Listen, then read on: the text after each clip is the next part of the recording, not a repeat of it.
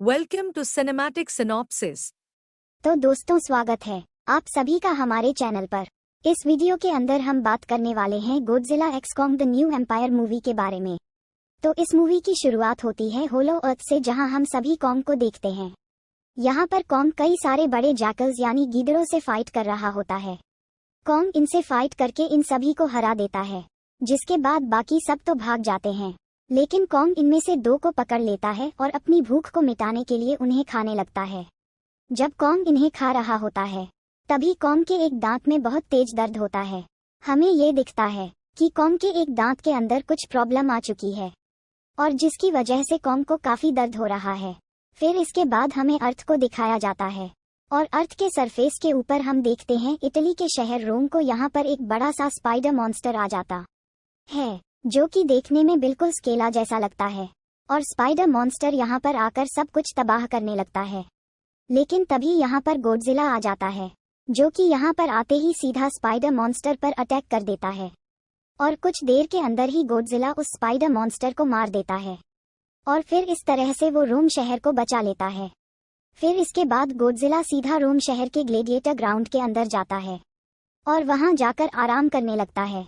इसके बाद scene shift होता है और हम फिर से होलो अर्थ को देखते हैं और इस बार होलो अर्थ के अंदर हमें मोनाक की टीम दिखती है, जो यहाँ पर कॉन्ग को मॉनिटर करने के अलावा होलो अर्थ के बारे में एक्सप्लोर करने यहाँ पर आए हैं।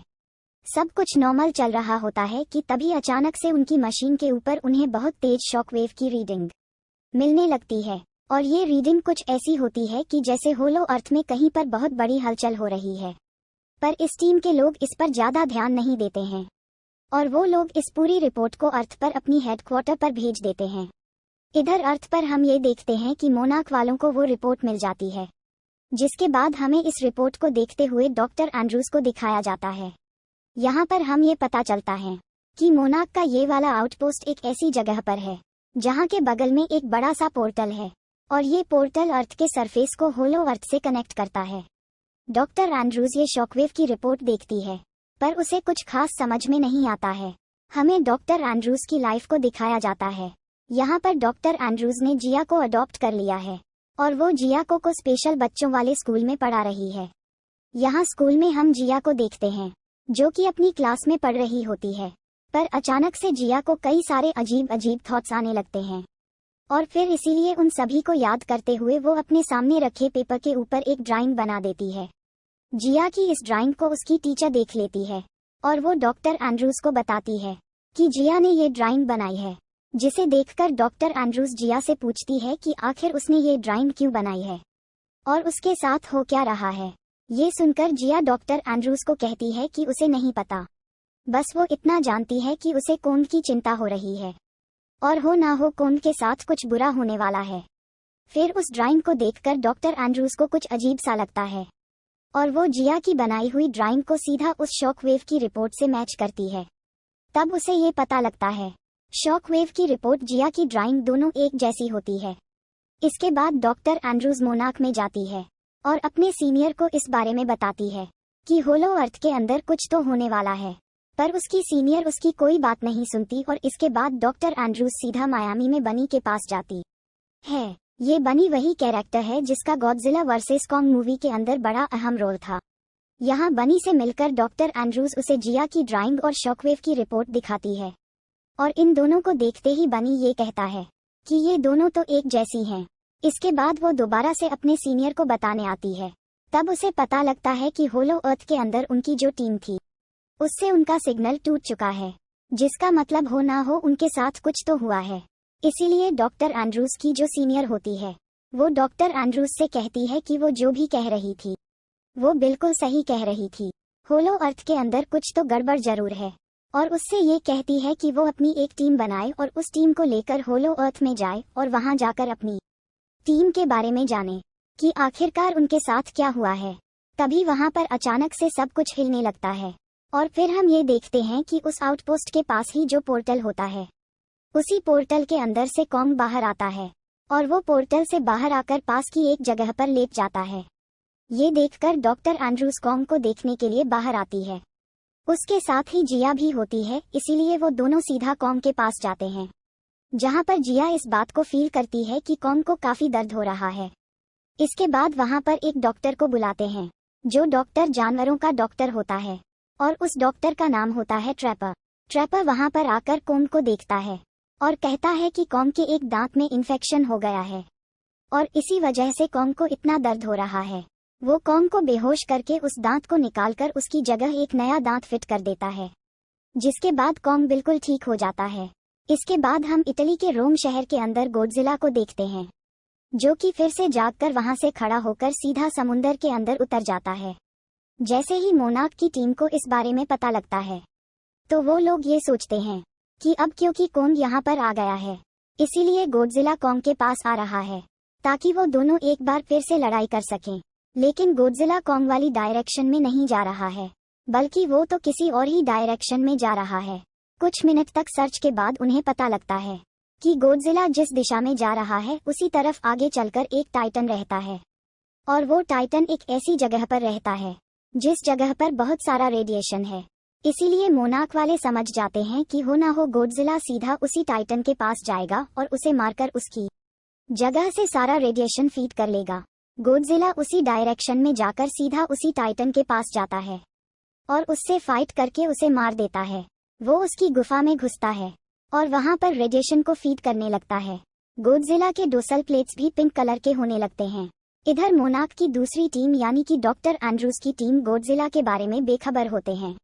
वो लोग होलो अर्थ में जाने की तैयारी कर रहे होते हैं। इसी टाइम पर यहाँ पर बनी भी आ जाता है और वो डॉक्टर एंड्रूज से कहता है कि वो भी उनके साथ होलो अर्थ में जाएगा। इसके बाद डॉक्टर एंड्रूज, जिया, बनी और ट्रैपर ये चारों अपने एक और पार्टनर को लेकर जाने की तैयारी करते हैं। जैसे ही कॉन्ग उस पोर्टल के जरिए होलो अर्थ में जाता है, वैसे ही वो लोग भी शिप में बैठकर सीधा कॉन्ग के पीछे चले जाते हैं, जिस टीम ने उन्हें शॉक वेव की रिपोर्ट दी होती है। जैसे ही वो लोग अपनी उस टीम के आउटपोस्ट के पास पहुंचते हैं, वैसे ही वो लोग ये देखते हैं कि उनकी टीम के सारे मेंबर्स मर चुके हैं और उनके उस आउटपोस्ट को भी किसी ने पूरी तरह से तबाह कर दिया है। उन्हें पास के एक बड़े से चट्टान के ऊपर एक बड़े से मंकी टाइटन के पंजे का निशान मिलता है, जो कि देखने में काफी हद तक कॉम जैसा लग रहा होता है। पर डॉक्टर एंड्रूज और बाकी टीम ये बोलती है कि उन्हें पूरा विश्वास है कि कॉन्ग ऐसा नहीं कर सकता, क्योंकि कॉन्ग ह्यूमंस से प्यार करता है। वो लोग यहाँ आसपास घूमकर इस बारे में पता लगाने की कोशिश करते हैं कि आखिरकार उनकी टीम के साथ ये सब किसने किया है। वो लोग जैसे ही थोड़ा जंगल के अंदर जाते हैं, वैसे ही उन सबको काफी सारे आदिवासी घेर लेते हैं, और ये आदिवासी और कोई नहीं बल्कि ईवी होते हैं। ये उसी कबीले के लोग होते हैं जिस कबीले से जिया बिलोंग करती है। जिया स्कल आइलैंड के ईवी कबीले से बिलोंग करती है। अभी वो जिनके साथ आए हैं यानी कि डॉक्टर एंड्रूज और टीम, वो लोग उसी के साथ ही है और वो लोग उससे बहुत प्यार करते हैं। इसीलिए वो अपने सोल्जर से कहती है कि इन पर से अपने हथियार हटा लिए जाए। इसके बाद ईवी की रानी जिया और बाकी लोगों को अपने साथ अंदर ले जाती है, जहां अंदर बहुत सारी वॉल पेंटिंग्स और लिटरेचर होते हैं, और इसीलिए उन सब को देखकर डॉक्टर एंड्रूज ये समझ जाती है कि आखिरकार ये सब क्या चल रहा है। ईवी कबीला दो जगह पर रहता है, एक होलो अर्थ के पर और दूसरा स्कल आइलैंड पर। और जब कुछ साल पहले एक बड़े से तूफान में स्कल आइलैंड के सारे ईवी लोग मर गए थे, तब वहां पर जिया इकलौती ऐसी मेंबर थी जो कि स्कल आइलैंड पर रहने वाले ईवीज में जिंदा बच गई थी। डॉक्टर एंड्रूज ये भी जानती है कि जो वो बुरा मन की टाइटन है, जो कि पूरी दुनिया के ऊपर राज करना चाहता है, उसका नाम ही स्कार किंग है। ये सब कुछ जान लेने के बाद रानी डॉक्टर एंड्रूज को बताती है कि वो स्कार किंग अपनी सेना के साथ सालों से अपनी जगह पर कैद है और अब हो ना हो वो कुछ बुरा करने वाला है, और इसीलिए वो लोग ये चाहते थे कि जिया उनके पास यहाँ पर आ जाए। इसीलिए वो लोग जिया को वो सारे थॉट्स दिखा रहे थे। असल में वो बताती है कि Iwis queen of the monsters Mothra की पूजा करते हैं, जिसे गोडजिला की साथी भी माना जाता है। वो बताती है कि मोथरा उनकी प्रोटेक्शन किया करती थी, लेकिन अब मोथरा मर चुकी है और उन सभी ईवीज का ऐसा मानना है कि मोथरा को फिर जगाया जा सकता है, लेकिन ऐसा सिर्फ वही ईवी कर सकता है जो ईवी स्कल आइलैंड से बिलोंग करता हो। और अब क्योंकि जिया स्कल आइलैंड की आखिरी ईवी है, इसीलिए वो लोग ये मानते हैं कि जिया ही अकेली ऐसी ईवी है जो कि मोथरा को जगा सकती है। वो लोग मोथरा को इसीलिए बुलाना चाहते हैं क्योंकि उनकी भविष्यवाणी के हिसाब से अगर स्कार किंग अपनी कैद की जगह से बाहर निकल जाता है और दुनिया के ऊपर कब्जा करने की कोशिश करता है, तो उसमें स्कार किंग को रोकने के लिए मोथरा सबसे अहम कड़ी होगी। इसके बाद ही अगले सीन के अंदर हम कॉन्ग को देखते हैं, जो किसी और जगह पर चला गया है, और चलते चलते वो एक झरने के पास जाता है।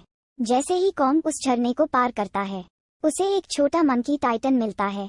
वो छोटा मंकी बहुत मासूम लगता है, और कॉन्ग अपना हाथ बढ़ाकर उसे अपने पास बुलाता है, लेकिन वो छोटा मंकी टाइटन उसके हाथ में काट लेता है। इसके बाद कॉन्ग के ऊपर 3 बड़े बड़े मंकी टाइटन अटैक कर देते हैं, और वो कॉन्ग को जान से मारने की कोशिश करते हैं।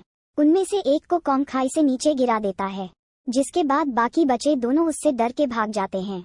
इसके बाद कॉन्ग उस छोटे मंकी टाइटन को पकड़ लेता है, और इशारों में उससे कहता है कि उसे उन सभी मंकी टाइटन्स की लोकेशंस पर लेकर चले। रास्ते में छोटा मंकी कॉन्ग को झांसा देने की कोशिश करता है, लेकिन कॉन्ग उसके सारे झांसे से बचता हुआ उसे खाना भी खिलाता है, जिससे उस छोटे मंकी टाइटन को ये समझ आता है कि कॉन्ग अच्छा है। इसके बाद वो छोटा मंकी टाइटन कॉन्ग को सीधा सारे मंकी टाइटन्स के पास ले जाता है, और ये जगह हर साइड से लावा से ढकी होती है, इसीलिए यहाँ पर आने जाने के लिए काफी कम जगह होती है। हालांकि कॉन्ग जैसे ही यहाँ पर आता है, वैसे ही वो ये देखता है कि वहाँ पर बहुत सारे मंकी टाइटन्स हैं। वो सब वहाँ पर काम कर रहे हैं, और यहाँ पर कोई ऐसा है जो कि इन सब पर जुल्म कर रहा है। फिर मंकी टाइटन्स के ऊपर राज करने वाला और कोई नहीं बल्कि स्कार किंग है, जो कि सीधा कॉन्ग के सामने आता है, और वो कॉन्ग से फाइट करता है। कॉन्ग उसे कड़ी टक्कर देता है। फिर स्कार किंग अपनी बॉडी से लिपटे हुए हड्डी के ढांचे को निकालता है, जिसके कोने पर एक लंबा सा नीले रंग का क्रिस्टल होता है, और स्कार किंग इसी क्रिस्टल को पकड़कर कुछ अजीब से इशारे करता है, जिसके बाद एक अंधेरी जगह से निकलकर शिमो सामने आता है। स्कार किंग के हाथ में जो वो नीले रंग का क्रिस्टल है, उससे स्कार किंग शिमो को डराकर उसे कंट्रोल करता है। शिमो कॉन्ग के ऊपर बर्फ के तूफान से अटैक करता है।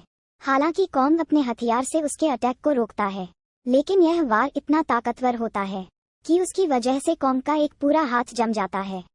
इसके बाद वो छोटा मंकी टाइटन कॉन्ग को बचने के लिए एक गुफा दिखाता है, और कॉन्ग से कहता है कि वो यहाँ से निकल जाए। उस गुफा के अंदर घुसते ही कॉन्ग सीधा वहाँ से बाहर निकल जाता है, लेकिन स्कार किंग अपने कई मांकियों को कॉन्ग के पीछे लगा देता है, और उनसे ये कहता है कि वो उसे मार दें। लेकिन कॉन्ग जख्मी हालत में भी उन सबको मार देता है, लेकिन उनमें से एक जिंदा बच जाता है, जिस बारे में कॉन्ग को भी नहीं पता होता है। इसके बाद कॉन्ग सीधा जिया के पास पहुंच जाता है, यानी कि उसी जगह पर जहां पर जिया, डॉक्टर एंड्रूज और उनकी टीम, बाकी सारे ईवी लोग होते हैं। यहाँ पर ये सभी मोथरा को वापस लाने के रिचुअल की तैयारी कर रहे होते हैं। लेकिन जैसे यहाँ पर वो लोग कॉन्ग को देखते हैं, वैसे ही उन्हें पता लगता है कि कॉन्ग का एक हाथ बहुत बुरी तरह से डैमेज हो चुका है। कॉन्ग के जख्मी हाथ को देखकर ट्रैपर डॉक्टर एंड्रूज से कहता है कि उन्हें यहाँ पर सुपर हाउस का यूज करना होगा।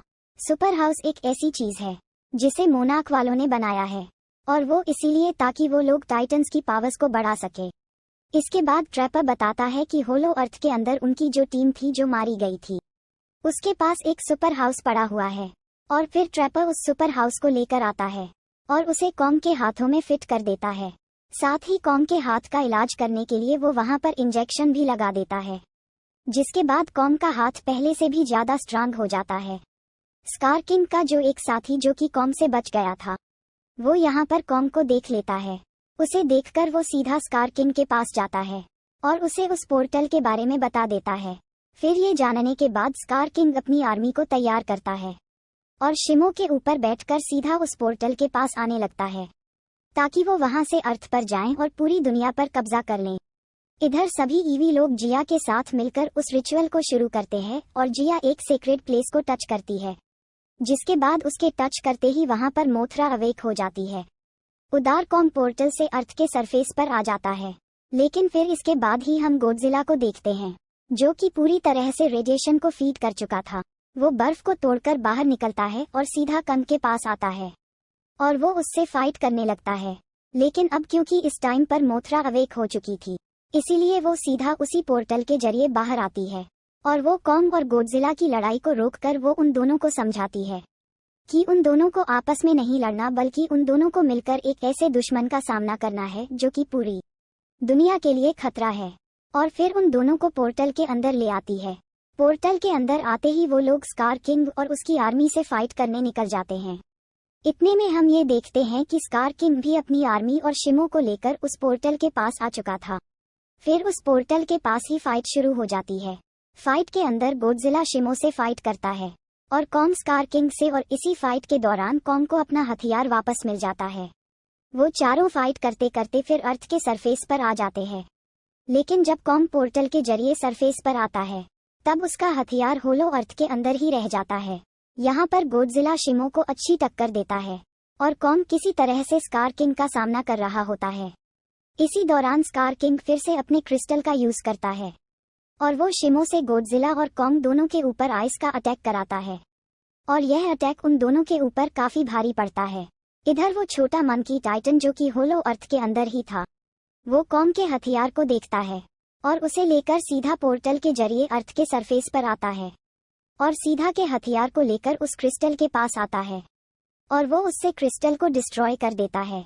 क्रिस्टल के डिस्ट्रॉय होते शिमो फ्री हो जाता है। अब वो स्कार किंग की बात नहीं मानता और फिर स्कार किंग अब अकेला पड़ जाता है और फिर गोडजिला और कॉन्ग दोनों मिलकर स्कार किंग के ऊपर अटैक करते हैं और उसे बुरी तरह से हरा देते हैं। जिसके बाद शिमो स्कार किंग के ऊपर अपनी आइस ब्रेथ मारता है और स्कार किंग को पूरी तरह से जमा देता है। जिसके बाद कॉन्ग उसे पटक कर उसे जान से मार देता है। स्कार किंग के खत्म होने के बाद सब कुछ ठीक हो जाता है। गोडजिला वापस से रोम शहर में जाता है और वहां आकर उसी ग्राउंड के अंदर सो जाता है। उधर सभी को पता लगता है कि स्कार किंग खत्म हो चुका है। वैसे ही सभी मंकी टाइटन्स बहुत खुश होते हैं और कॉन्ग यहाँ पर सभी मंकीज का नया राजा बन जाता है। साथ ही साथ हम कॉन्ग के साथ शिमो को भी देखते हैं। वो भी यहाँ पर कॉन्ग के साथ काफी खुश होता है। जिया भी खुशी खुशी डॉक्टर एंड्रूज के साथ रहने लगती है। यहाँ पर Godzilla X Kong the new empire movie खत्म हो जाती है। आपका धन्यवाद दोस्तों।